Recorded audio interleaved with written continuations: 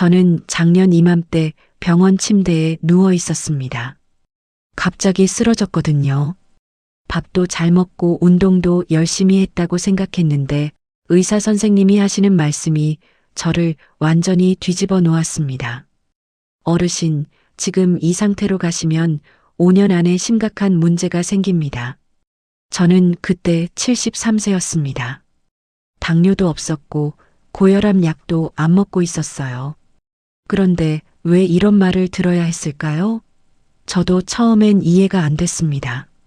알고 보니 제가 매일 먹던 그 밥 한 공기가, 그 달콤한 사과 반쪽이 저도 모르는 사이에 제 몸을 조금씩 망가뜨리고 있었던 겁니다.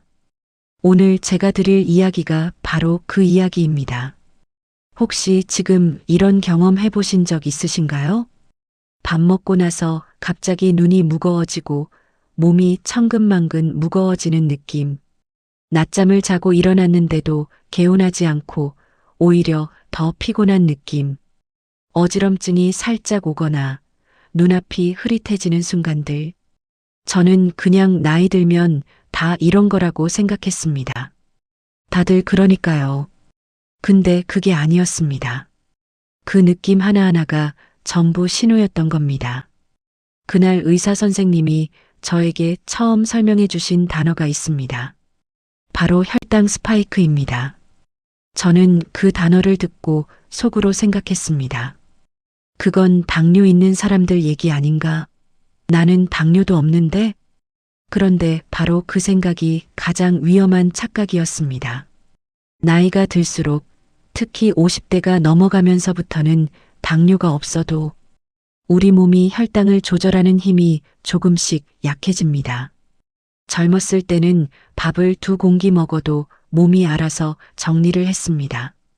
그런데 50대, 60대, 70대가 되면 그 처리 능력이 확 줄어들거든요. 그래서 아무렇지 않게 드시던 식사 하나가 혈당을 크게 흔들 수 있습니다.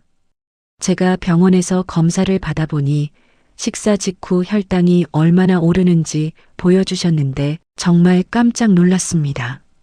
저는 그저 평범한 한식을 먹었을 뿐인데 그 수치가 제가 알던 것과는 완전히 달랐습니다. 그날 이후로 저는 제 생활을 바꾸기로 했습니다. 쉽지 않았습니다.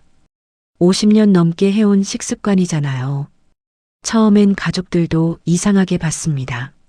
아버지, 왜 갑자기 채소부터 드세요? 과일은 몸에 좋은 거 아닌가요? 왜 조금만 드세요? 그런 말을 들으면 솔직히 흔들리기도 했습니다.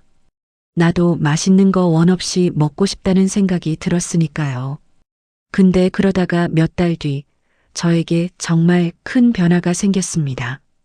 밥 먹고 나서 졸리지 않은 겁니다. 처음엔 제가 착각인 줄 알았습니다.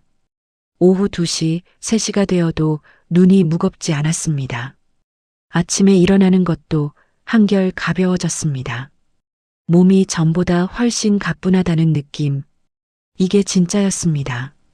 그래서 오늘은 제가 직접 경험하고 효과를 본 것들, 그리고 제 주변에서 비슷한 변화를 겪은 분들의 이야기를 들려드리려 합니다.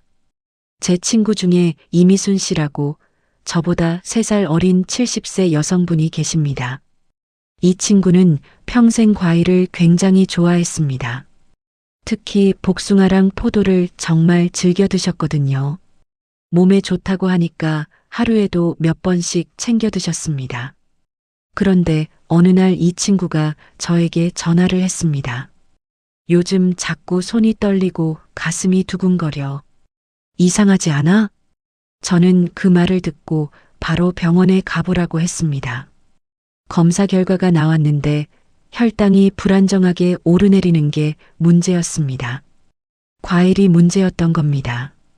당분이 적은 과일이라도 한꺼번에 많이 먹으면 혈당을 크게 올릴 수 있거든요.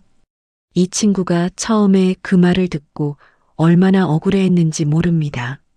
나는 단 거 하나도 안 먹었는데 과일이 왜 문제야? 그런데 알고 나니 어쩔 수 없었습니다.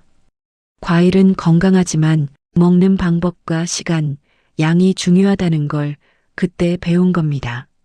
이 친구도 저처럼 식습관을 조금씩 바꿨습니다.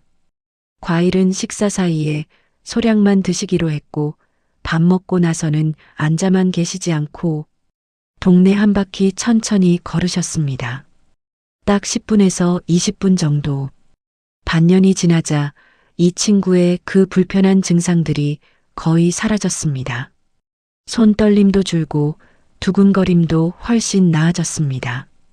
의사 선생님이 오히려 칭찬을 해주셨다고 했습니다. 또 한 분을 소개해 드릴게요. 제 산책 모임에서 함께 걷는 최정석 씨, 올해 67세 남성분입니다. 이분은 아침을 워낙 안 드시기로 유명했습니다. 아침부터 먹으면 속이 더 안 좋아라며 항상 점심을 거하게 드셨거든요.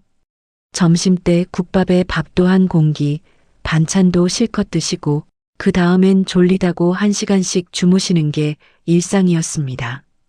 그런데 이분이 지난해에 건강검진을 받으셨는데 의사 선생님이 인슐린 저항성이 높아지고 있다고 말씀하셨답니다. 당뇨 전 단계라는 이야기였습니다. 최정석 씨가 얼마나 충격을 받으셨는지 다음 날 저한테 전화해서 한참을 하소연하셨습니다. 나는 술도 끊었고 담배도 안 피우는데 왜 이렇게 되는 거야? 뭘 어떻게 해야 해? 저는 그분께 제가 배운 것들을 하나하나 알려드렸습니다. 아침을 걸으면 점심에 혈당이 훨씬 크게 오른다는 것. 그러니까 아침에 아주 조금이라도 삶은 달걀 하나라도 두유 한 잔이라도 꼭 드시는 게 중요하다는 것. 그리고 밥 먹고 나서 누워 주무시는 습관도 바꾸셔야 한다고 했습니다. 밥 먹고 바로 누우면 혈당 조절에 굉장히 안 좋거든요. 대신에 가볍게라도 움직여 주시는 게 훨씬 낫습니다. 처음엔 반신반의하셨는데 석 달 뒤 검진 결과가 나왔을 때 수치가 많이 개선됐다며 저한테 고맙다고 연락을 주셨습니다. 그때 제가 얼마나 뿌듯했는지 모릅니다. 사실 이런 변화들이 다 거창한 게 아닙니다. 비싼 약을 먹어야 하는 것도 아니고 갑자기 모든 걸 바꿔야 하는 것도 아닙니다. 딱 3가지만 기억하시면 됩니다. 첫 번째, 식사 순서를 바꾸는 겁니다. 채소 먼저, 그 다음에 단백질, 마지막에 밥이나 빵. 이 순서 하나만 바꿔도 혈당이 훨씬 천천히 오릅니다. 어렵지 않습니다. 그냥 밥보다 나물이나 두부를 먼저 집어 드시면 됩니다. 두 번째, 한 번에 많이 드시지 말고 조금씩 자주 드시는 겁니다. 식사를 거르면 다음 식사 때 혈당이 훨씬 크게 치솟습니다. 배가 고파도 참았다가 몰아서 드시는 습관, 이게 혈당에는 가장 안 좋습니다. 조금씩이라도 규칙적으로 드시는 게 훨씬 몸에 좋습니다. 세 번째, 식사 후에 10분에서 20분만 가볍게 걸으세요. 빠르게 걸을 필요도 없습니다. 천천히 산책하듯이 이것만 해도 혈당이 급격히 오르는 걸 막아줍니다. 그리고 절대로 피하셔야 할 것들도 있습니다. 배가 고프다고 달콤한 음료나 빵으로 때우는 것, 이건 정말 위험합니다. 아무리 배가 고파도 그 순간 혈당을 크게 올리는 음식으로 채우면 30분 뒤에 더 심한 허기가 찾아옵니다. 그리고 오늘 많이 먹었으니 내일은 굶자, 이런 생각도 하시면 안 됩니다.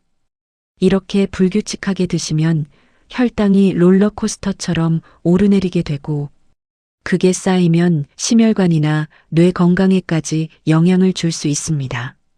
여기서 많이들 물어보시는 것들을 좀 더 이야기해 드릴게요. 고구마는 괜찮지 않나요? 건강식이잖아요. 고구마도 탄수화물이기 때문에 양 조절이 필요합니다. 건강에 좋은 건 맞지만 한 번에 많이 드시면 혈당에 영향을 줍니다.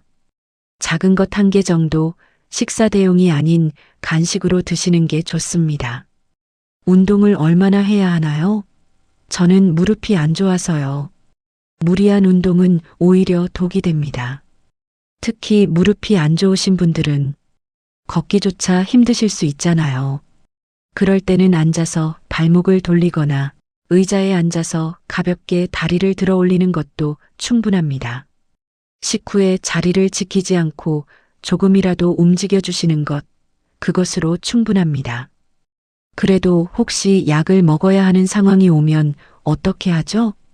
이 부분은 제가 함부로 말씀드리기 어렵습니다. 개인마다 상태가 다르기 때문에 꼭 병원에서 상담을 받으셔야 합니다. 다만 생활 습관을 먼저 바꾸는 것만으로도 많은 분들이 수치가 좋아지셨습니다. 저는 지금 이 이야기를 들으면서 솔직히 감사한 마음이 듭니다. 작년에 그 병원 침대가 없었다면 저는 아직도 아무것도 몰랐을 테니까요.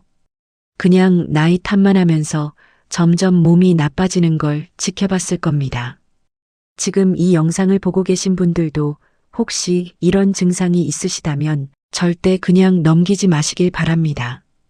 밥 먹고 나서 너무 졸린 것, 자꾸 어지러운 것, 무기력한 것. 이 모든 게 당뇨가 없어도 나타날 수 있는 신호입니다.